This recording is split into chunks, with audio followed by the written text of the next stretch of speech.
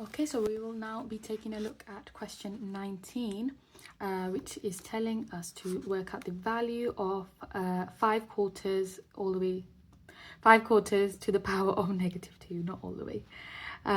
Okay, so this is an indices question. So that means you need to be very good at remembering your laws of indices, which means, so I'm going to rewrite the question again.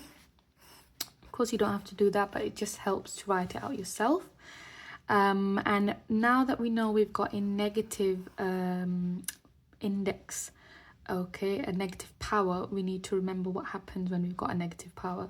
So negative sign, okay, whenever you've got a negative power,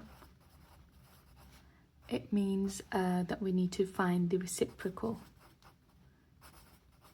okay, of whatever integer or fraction that we have got already, okay, the base. So negative power means to find the reciprocal, so we're going to do that first before we deal with the 2, which means to square. Okay, so if I work out the reciprocal of 5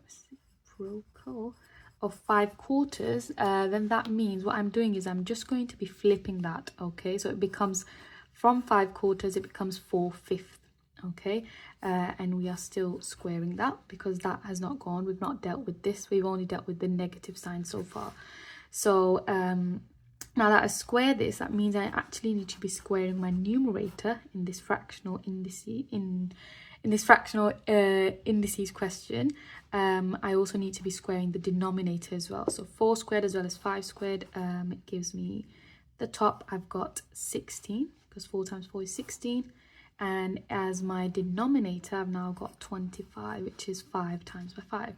Okay, so that is my answer for this question 19A. Not too bad, this question, I'd say. You just have to remember what happens when you have got a negative power. I know pretty much lots of us don't tend to struggle with squares or cubes and being able to work that out. Okay, but we need to be comfortable with negative. It just means to find the reciprocal, which means to flip my answer. Okay, and what reciprocal means is when you multiply the two values together, then the answer should be 1. Okay, so for example, if you've got 5 quarters times that by 4/5, okay, of course these two are going to cancel out if we do the cross multiplication. These two will also cancel out, so that means I'll just be left with 1 whole. Okay, that's the idea behind the reciprocal. So in short, what we have to do is just flip what we have.